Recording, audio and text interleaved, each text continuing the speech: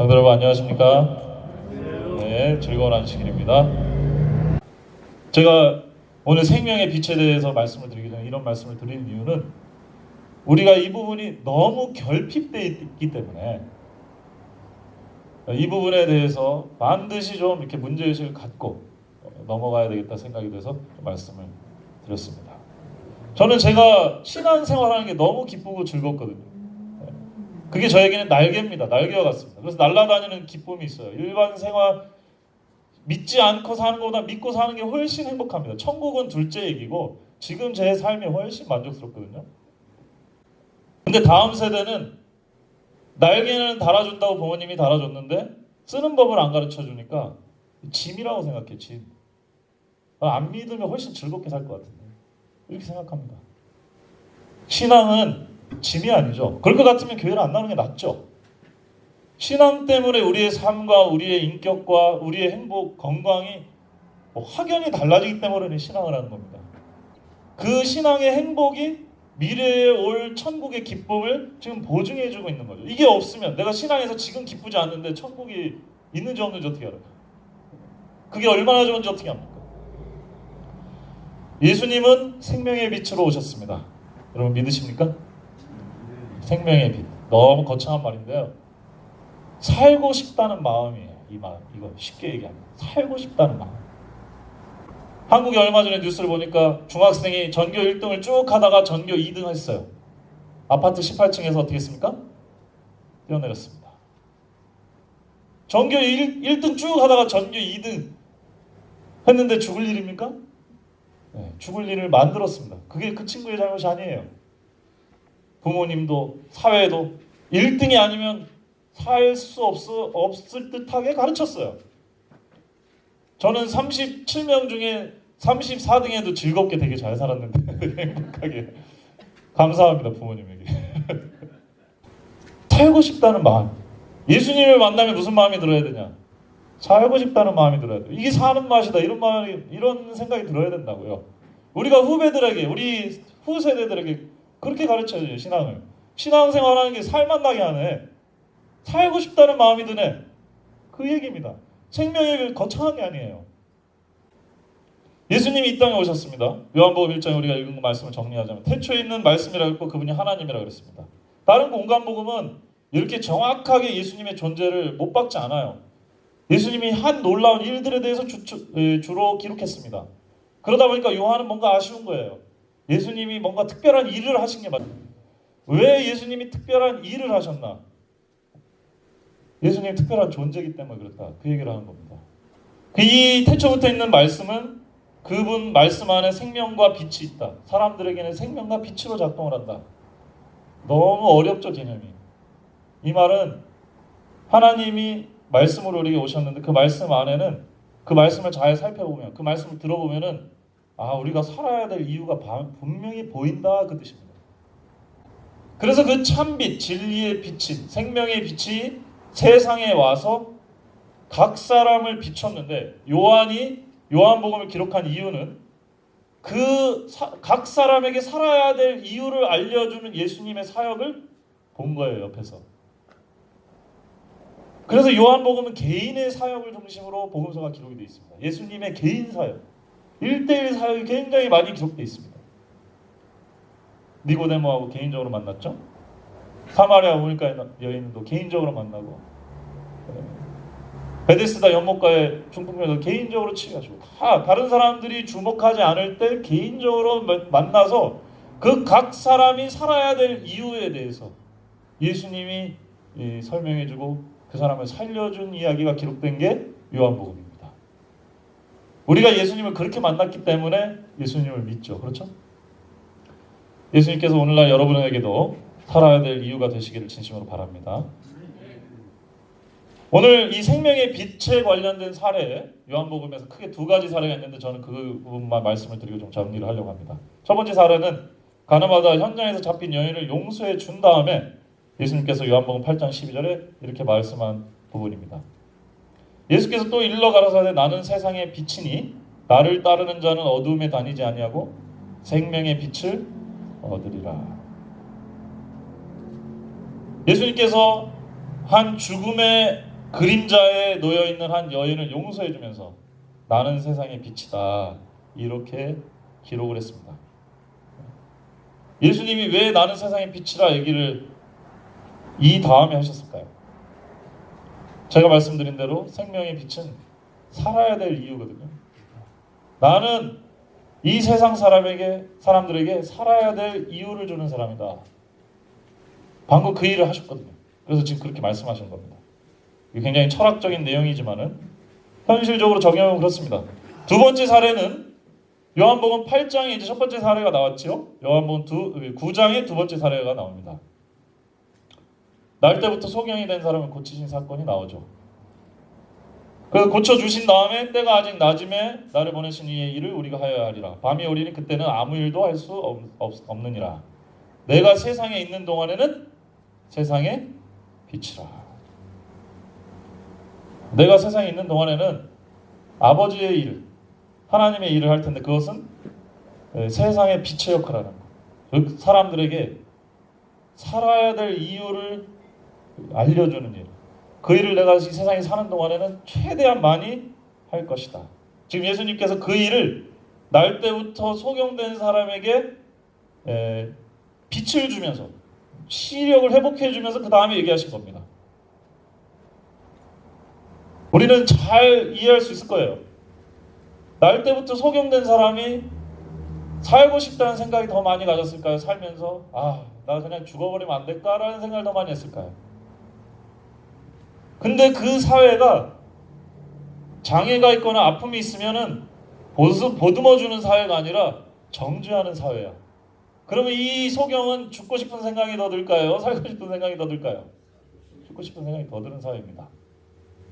내가 소경된 거가 우리 부모의 죄냐는 둥, 내 죄냐는 둥, 주변에서 온갖 안 그래도 지금 눈에 안 보이는 것 때문에 슬퍼 죽겠는데 그거 가지고 사람들을 서로 정죄하고 싸우고 지지고 볶고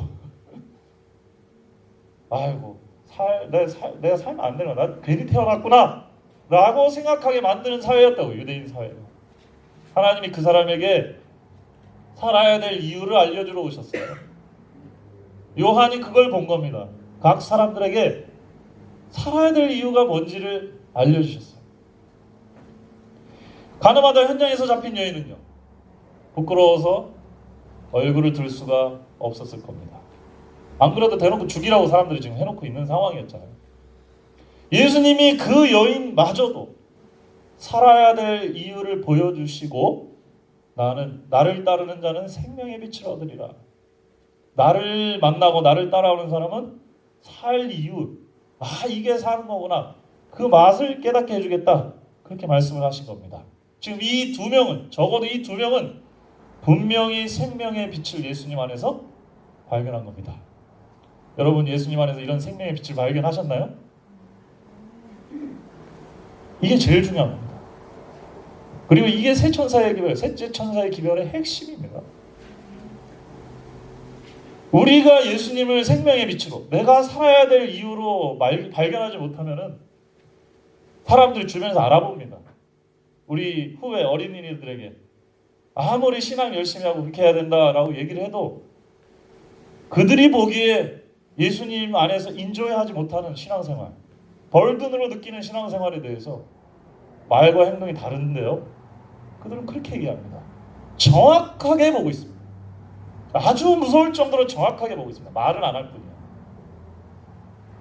그러면 우리는 이 문제를 어떻게 해야 되냐? 말하지 말라고 계속해야 되냐? 아니죠. 우리가 그리스도교의 신앙생활을 정확하게 하면 됩니다.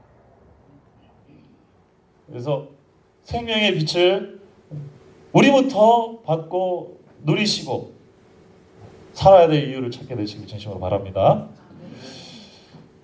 이 생명의 빛의 기능을 한번 좀 살펴보면 요한복음 8장과 9장을 이렇게 정리해보면 그렇습니다. 가늠하다 현장에서 잡힌 여인은 사람들이 모세의 율법으로 정죄하고 사형을 시키려고 하는 상황이었습니다. 근데 예수님이 정죄와 사형을 모면시켜주면서 생명의 빛을 얘기를 했습니다. 요한복음 9장은요, 날 때부터 소경된 사람을 아프고 장애가 있는 사람인데 누구 죄 때문인가? 정죄의 문제로 또 끌고 왔습니다. 공통점은 뭐예요? 정죄고 심판이고 사망입니다. 생명의 빛은 그 반대라는 얘기죠.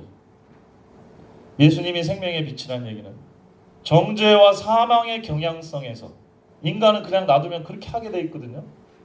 거기서 건져주는 것을 말씀을 합니다. 요한복음 9장 3절과 9장 4절에 보면 여러분이 아시는 대로 이 사람이 소경된 게 누구 죄 때문이라는 그 질문에 대해서 예수님은 이렇게 대답하셨습니다. 이 사람의 이 소경됨이 이 사람이나 그 부모가 죄를 범한 것이 아니라 그에게서 하시는 하나님의 일을 나타내고자 하심이라 그렇게 되어 있습니다. 요한 1서 같은 요한이 쓴 거죠. 요한은 하나님의 일과 마귀의 일이 정확하게 무엇인지 구분해서 정리를 해놨습니다. 죄를 짓는 자는 마귀에게 속하나니 마귀는 처음부터 범죄함이라. 하나님의 아들이 나타나신 것은 마귀의 일을 멸하려 하심이라. 예수님은 하나님의 일을 하러 왔습니다. 그 하나님의 일이 곧 마귀의 일을 멸하는 것이죠. 이 둘은 공존할 수가 없는 것입니다. 지금 바리새인과 서기관들은 자신들이 하나님의 일을 한다고 생각하고 있지만은 하나님의 일을 하는 거였어요? 마귀의 일이었어요? 적어도 하나님의 편은 아니었습니다. 자, 이걸 좀 더 제가 와닿게 좀 설명을 해드리겠습니다. 사단의 일은 뭐냐? 성경 전체를 살펴보시면 존재를 부정하는 일입니다. 있는 걸 없이 하는 쪽이 사단이라고 생각하시면 됩니다. 그 가장 강렬한 정신이 요한복음 19장 15절 예수님이 십자가에 달려 돌아가실 때 나타났습니다. 유대인들과 서기관들과 그 온갖 지도자들이 다 모여서 예수님 보고 뭐라 그래요? 저를 없이 하소서. 참 특별한 표현입니다. 한국말로 번역된 거에도 참 이 뉘앙스를 잘 살렸어요. 그냥 죽이시오가 아닙니다. 저를 없이 하소서. 저 존재를 없애주십시오. 이게 아주 무서운 정신입니다. 저 사람을 없애주소서.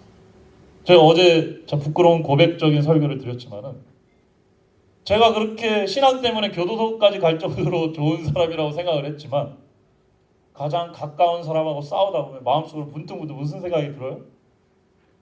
아이고 저런 사람은 그냥 없었으면 좋겠다. 같이 안 살았으면 좋겠다. 그 마음이 뭐예요? 사단이 주는 마음이라고. 근데 하나님의 일은 그럼 뭐냐? 반대로 존재를 긍정하는 일입니다. 죽어가는 것이랄지라도 살게 하도록 하는 게 하나님의 일이에요. 그래서 에스겔 16장 6절에 아주 유명한 성경줄에 뭐라고 되어 있습니까? 피투성이라도 뭐하라? 살라.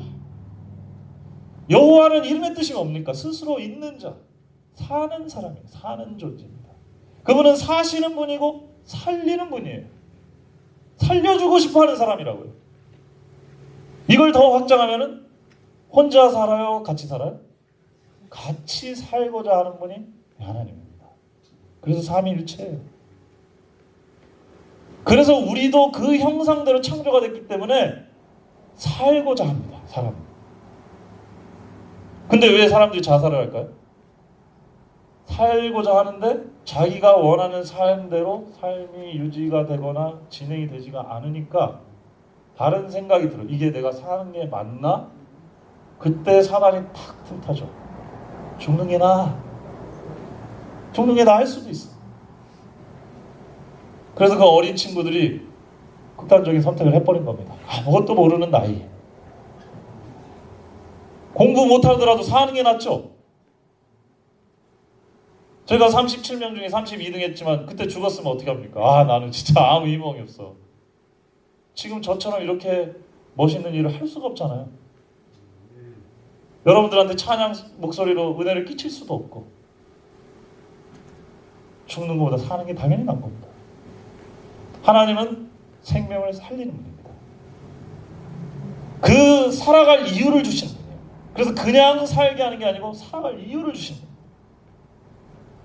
내가 지금 조금 힘들어도 앞으로 나아질 거란 희망이 있어야 살고 싶은 거고요. 우리를 살게 하시는 이유이신 하나님을 알아야 됩니다. 네. 여러분들이 그 하나님을 알기 때문에 이 자리에 있다고 저는 믿습니다. 예, 얼마 전에 뉴스에 보니까 뭐 다른 분이 이제 올리신 글인데 The Rescuing Hug라는 그 기사가 있었습니다. 카일이라고 브리엘이라고 하는 그 자매가 있었는데 1995년에 12주를 예산일보다 출산을 일찍 했어요. 네.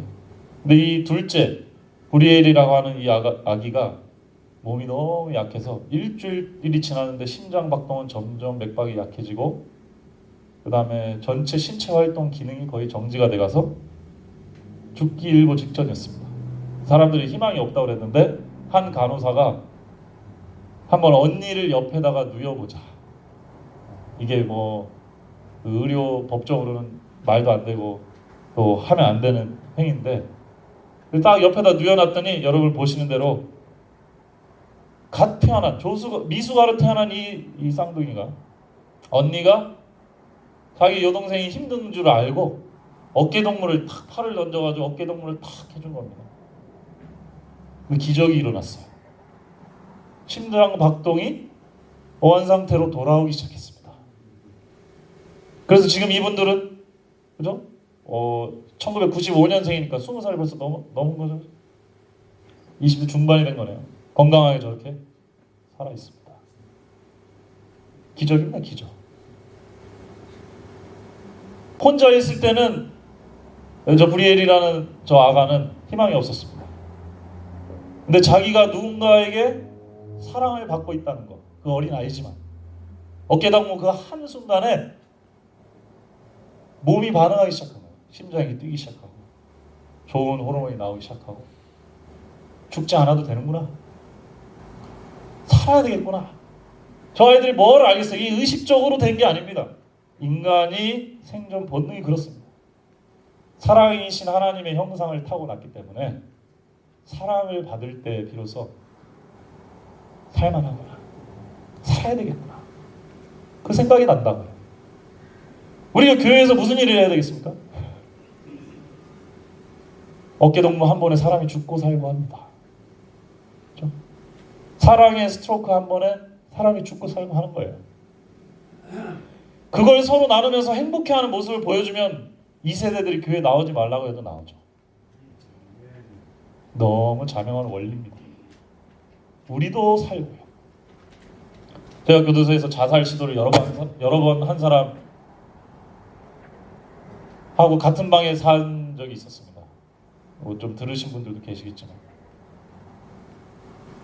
그 사람은 피해망상, 과대망상, 당뇨에 정신병, 여러 가지 정신병이 있어서 사실 정상이라고 같은 방에서 살면 되지 않는 사람인데 자살하면은 그 교도소가 굉장히 곤란해지니까 저보고 들어가서 자살을 좀 막아달라고 같은 방에서 아주 조그만 방에서 둘이 좀 살면서 이 친구가 다른 교도소 정신병자들만 따로 모아놓은 진주교도소로 가기 전까지 죽지 않게 좀 잡아달라고. 그래서 제가 그런 일을 제가 어떻게 합니까? 그랬는데 36대 신학과 다니는 학생인 거 우리가 안다. 그래가지고 제가 거의 무슨 도살장 끌려가듯이 제가 끌려가서 그 방해를 같이 썼습니다. 저는 너무 무서워서 처음에는 몸이 누우면 서로 어깨가 닿거든요. 서로 어깨를 안 닿으려고 어깨를 추스리고 이렇게 자는데 막 온몸이 그냥 막 근육이 저리고 힘들었어요. 근데 좀 심심하니까 그래도 말은 이제 살살 걸어서 어디 출신이시고 뭐 하시다 들어오고 이런 얘기를 하는데 이분이 또 불면증이 있어요. 밤에 잠을 안 자면서 또 계속 이야기를 하셔. 그런데 이제 조금씩 친해지니까 이제 갑자기 어느 날 저보고 이제 혹시 실로암이라는 노래를 아니? 이렇게 물어보더라고요. 그래서 제가 압니다. 이렇게 했더니 그 노래를 좀 불러줄 수 있니? 그래서 제가 여기서 어떻게 부릅니까? 근데 제가 또 유전자적으로 저희 아버지도 가수를 꿈꾸시던 분이시고 저도 이제 노래를 부르는 걸 좋아해가지고 아는 노래인데 안 불러줄 수가 없어서 노래를 불렀죠. 그때 이분이 너무 좋대. 일어나지. 왜요? 그러니까 일어나서 춤추면서 노래를 부르시고. 그래서 그 감옥방에서요 30대에 자살을 하려고 하는 온갖 정신병과 병이 있는 한 형 그 아저씨와 저와 20대 초반에 된 저와 서로 손을 마주잡고 둥글게 둥글게를 하면서 어두운 밤에 캄캄한 밤에 새벽을 찾아 떠난다. 이분이 이제 막 박수를 치면서 막 방방 뛰면서 야 당뇨병 걸린 사람은 땀 흘리면서 운동을 해야 된다더라. 그래서 저보고 같이 하자 그래서 제가 6시에 퇴근하고 들어와서 식사하고 TV 끝나고 그러면 9시인데 9시부터 1시까지 이 사람이랑 이제 오밤중에 당뇨병 걸린 사람을 치유하기 위한 오밤중에 찬양 레크레이션 사역을 이제 한 사람을 데리고 이제 시작을 했습니다. 그게 몇 주에 지나니까 이제 이분이 제가 이제 아침에 6시 반인가 출근을 이제 그래서 밖을 나가서 이제 일을 해야 되는데 나가는데 저한테 제 옷걸음을 딱 잡더니 너 신학생이라면서 예 나에게 말씀을 좀 하나 매일 좀 해달라. 저는 기대가 하나도 되지 않은 채 형이 무슨 성경 공부를 하고 말씀을 모읍니까? 아이고 그래도 형이 그렇게 원하시면 제가 한 말씀 보내드리겠습니다. 그래서는 그 전날 밤에 읽은 예언의 신 9절에 중세 아미끼 때 화이트 부인이 이제 이렇게 보셨나봐요. 그 왈덴스인들이 이 구원의 메시지를 이렇게 전한 기별 중에 요한복음 1장 9절이 생각이 나가지고 제가 요한복음 1장 9절 우리 처음에 읽으신 그 말씀을 그분에게 읽어줬습니다. 참 빛 곧 세상에 와서 각 사람에게 비치는 빛이 있었나니 형님 저 일하러 갑니다. 딱 하고 철문을 꽝 닫는데 이분이 살겠다 그러시더라고요. 제가 아직도 그 신음이 탄식 소리가 잊혀지지가 않아요. 말씀이 사람을 살리는 장면을 제가 본 거거든요. 그 다음날 제가 그 저녁에 들어와서 형 그 말씀 그렇게 좋아 그러니까 참빛 곧 세상에 와서 각 사람에게 비치는 빛이 있었다고 그랬는데 그 각 사람이 모든 사람 말하는 거죠. 예. 그럼 나한테도 빛이 비치겠네? 그렇죠. 그럼 희망이 있겠네? 그렇죠. 살겠다.